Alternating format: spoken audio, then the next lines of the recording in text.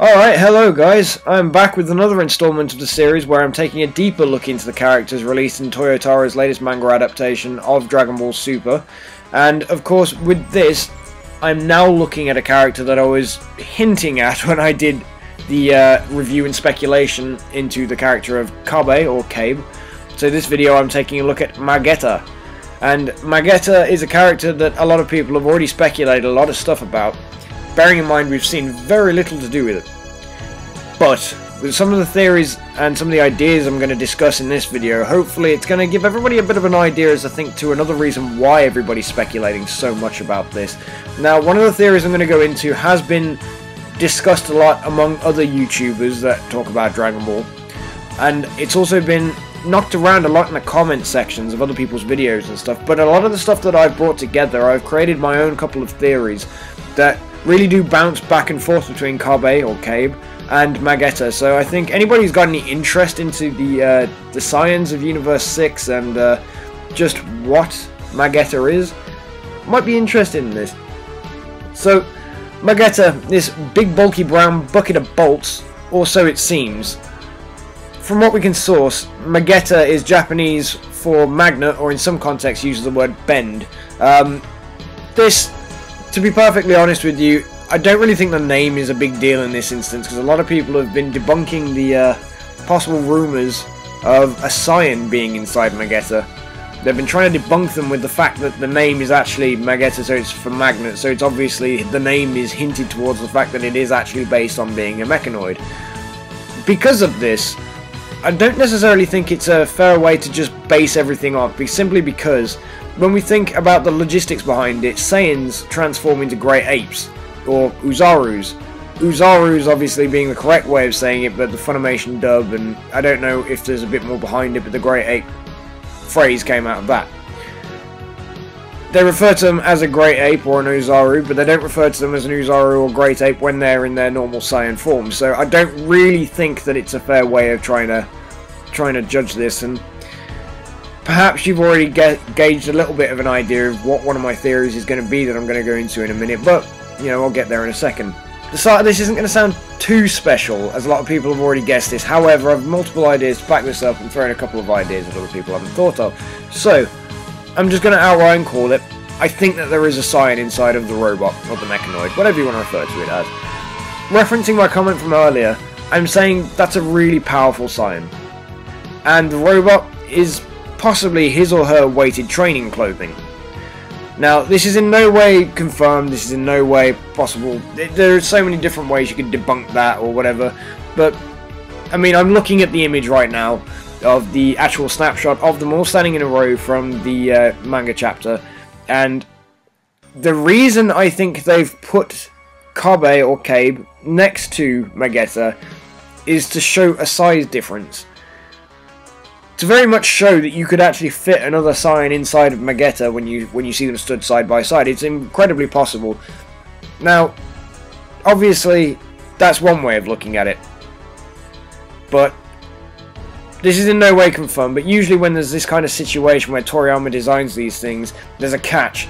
And just going off the plurality that was mentioned by Champa when he was saying that we want to get our own Saiyans, he was hinting that there was going to be more than one.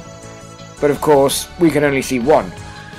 Now, this is the theory that I think is more likely to be true, and this is the theory that I've sort of come to on my own.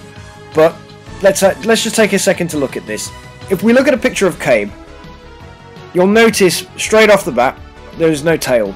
You can't see a tail on him. So this could be Toriyama possibly forgetting about the tail, but to be perfectly honest, now he's had this big hiatus, I really don't think he's going to forget about a tail. If he's not forgot that Frost or Frieza had a tail, and now he's given one to Frost, I think it's highly unlikely he's going to forget that the Saiyans had tails as well. But, you know, he did Dragon Ball and all that sort of stuff. He's had a lot of experience with the tail.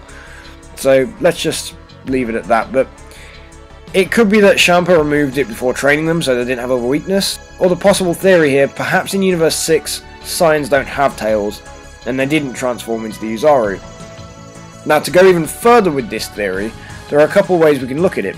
Maybe, in Universe 6, the Severigins, or the Tuffles, if canonical to this theory, didn't fight the Saiyans, and maybe they work together, maybe even bred together. Perhaps maybe Cabe or Kabe is half Sulfurigin, and perhaps this metal suit is what the Scions of Universe 6 used instead of an Uzaru form. Opposed to referring it to the Uzaru, the fuck is a grey ape anyway. Magetta could be what they refer to as their armour. Either way, if it is the Sulfurigins or Tuffles helped design this suit for Magetta, or if it's just a device that they use, who knows, it's just something to think about. But when you think about the idea that the Uzarus were obviously used to conquer planets and stuff, and maybe Frost, and as I said in the video, Frost and Kabe are actually in cahoots together, who knows. Perhaps, as it was suggested to me in one of the comments, perhaps the Scions destroyed Frost's home planet in this, who knows. But what we can assume is, maybe, Frost and his team, or whatever they are for ruling their galaxies and their universe, maybe they hired these suits for the Scions to help them conquer planets and stuff because they didn't have the ability to turn into Uzarus. These are all theories, and these are all completely blown out of perspective, maybe, but they're fun to think about. Who knows? One final theory that's been thrown around in the community is that perhaps this suit is being, opposed to weighted training clothing, is actually a form of concealer for the power of the being inside. Perhaps Cabe will actually be destroyed in seconds, and to surprise everyone, it's later revealed that the real Scion challenge is actually inside of Magetta.